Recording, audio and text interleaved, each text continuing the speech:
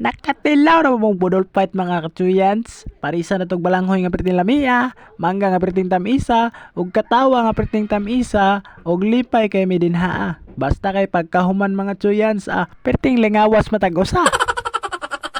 Hey, what's up mga Chuyans? So for today's video mga Chuyans, adto ta dito padulong sa Davao. Ay tubay ra di ay pabukid ta karon mga Chuyans kay nanghagad ang mga young people ni Pastor Franz nga mangaon daw mi didto. Unya kay gigusla man pud ta, awa tay langayan oy adto na ta. So diri nga part mga Chuyans nagbaktas mi paana padulong dito sa highway kay didto man mi manakayan og motor padulong dito sa terminal. O dinhiya man gud sa amo mga Chuyans, layo-layo gid ang highway gikan sa among balay, mao nang baktas tag hinay-hinay kay aron makaabot ta didto. Ug samtang gabaktas mi dinhiya mga Chuyans, nalabihan na mo ng among pinakagwapo nga amigo nagpatupi. Tarong nga biya na boss ha, kanang nabadaget nga chicks. Ug samtang nagbaktas mi dinhiya mga Chuyans, nakita na mo ning mga tawhana nagdula og frisbee, perting lingawa kay nila. Pag humana mong baktas-baktas mga Chuyans, nakasakay na gud mig tricycle ug ako ning gibidyuhan ning gaisano nga bag-ong tuko dinhi sa Kabadbaran mga Chuyans ug hapit na ni mahuman. Okay, nakasakay naman ta mga Chuyans, ania na ta sa highway mga Chuyans. Medyo linaw-linaw ang atong highway karon kay wa kayo motor. So akong balikon mga Chuyans, mao ni ang itsura sa gaisano nga gituko dinhi sa Kabadbaran. Bag-o pa lang ni siya, unya hapit na siya man. Di pud na ko ikaulaw ni akong alma mater mga Chuyans nga dinhi ako nag-eskwela sukad pagkabata pa.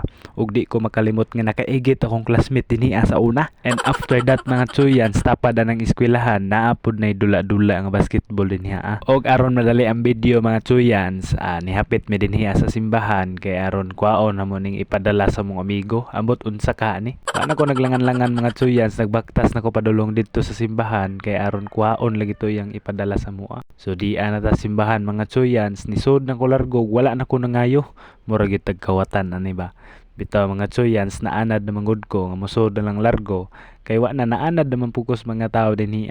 So pag abot na ko dinhi silang pultahan, akong giablihan ay wa may tao adto do ta pikas kwarto be. Og nibalik ko diya mga Chuyans kay ni araman na sila sulod ay walang nako tarong tan-aw. Ug nagligid-ligid pa ng uyuan na mo dinha. Ug niadto na pud ko dito sa kwarto pikas kay ni ara dayong gwapo dinhi.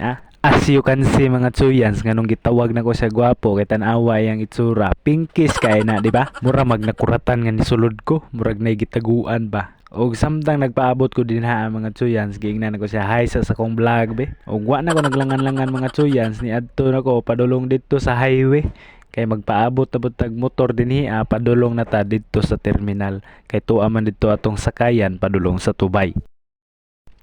Medyo linaw-linaw gyud ang highway karon mga Chuyans kay wa kayo sakyanan. Og dili po na mawala ang atong Villa Hermosa dinhi sa Kabadbaran nga mao pinakasikat nga palitanan dinhi as among lugar mga Chuyans.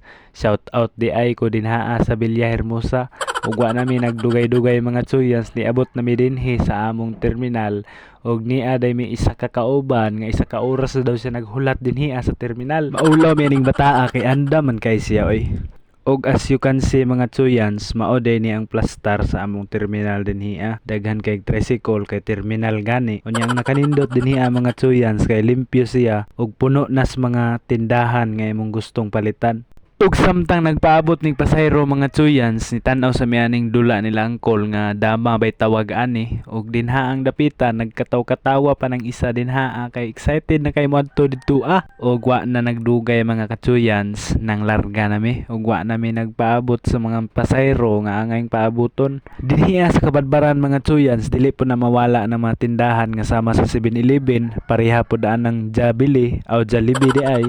Basta kay mao na oy. Dinhi pod part mga Chuyans, nagkuha pod mig pasayro dinhi as pikas nga terminal ug human ni ana ni biyahe na pod mi mga Chuyans padulong dito sa tong adtuan nga mao ang Tubay. So excited na kay mo adto dito mga Chuyans, mao nang pagmuanhi mo dinhi as Kabadbaran padung mo dito sa Tubay. Adto sige mo terminal mga Chuyans. Og fast forward na mga Chuyans, niabot na mi dinhi sa Tubay ug gikuha na sa kumanghod ang sukli dinha kay tag 40 pesos man day ang pamasahe dinhi. Ug ang isa dinha naglantaw-lantaw na. Ug goy mga Chuyans, pag abot pag-abot na mo dinhi grabe nilang lipaya nga nakita sa mua bisag ingon ani raning mga dagwaya nga perting mauta. Ug dili na ta maglangan mga katsuyans kay mosulod na ta sila ug nakita na to dinhi ang pinakagwapo sila ug mao ni ilang bahista, ilang gitarista ug ang ilang drummer ug ang ilang pianista. Ug dili pud ni magpapilde ilang bokalista nga si Plongplong ug si Rian nga igsuon na silang duha.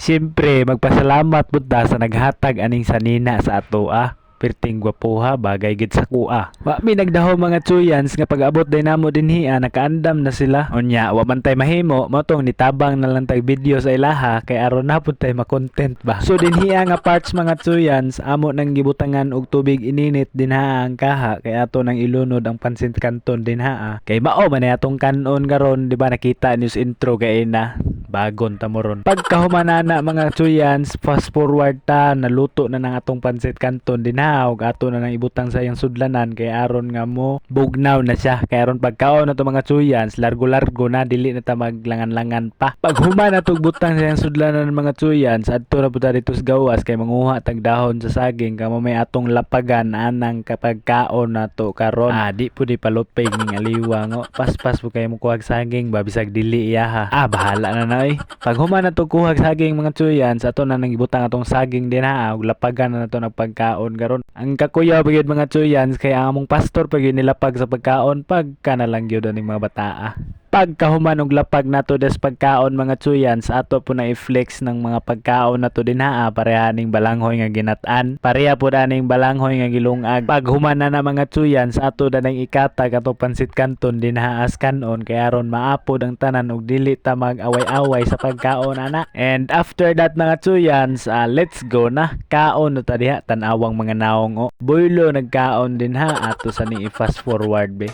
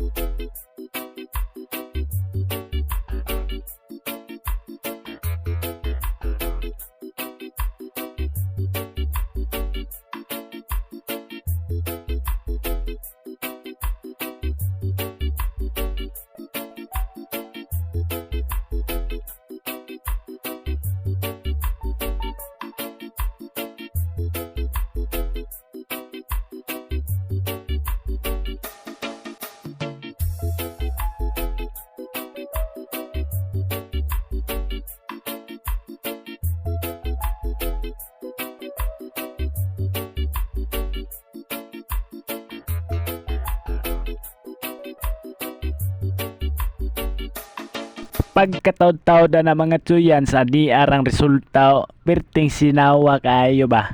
Og dili pud magpalupig ning isa sa iyang mensahe dinhi sa mua di ara paminawa. Ikatra na Kamu tanan na, ay ni kalimti na istorya kay pohon kung success kaon sa. Philippine Military Academy. Kaon yun tani yung bulo. O di ba nakakaon ra gani kag pansit kanto nagmaoy na ka bitaw ato tong hinumduman tong istoryaha. Og dinhi na dayon mo bida nga atong pinakatamis nga mangga og naong nga perting gwapuha ug dili pud nato na malimtan ng balanghoy dinha nga perting lamia. Pagkahuman natog kaon dinha matsingan din natog kanta-kanta.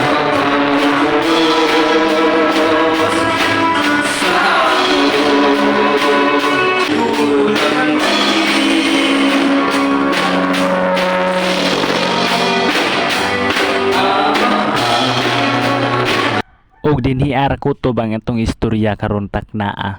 Daghang salamat sa inyong padayon nga suporta. Mga tsuyans!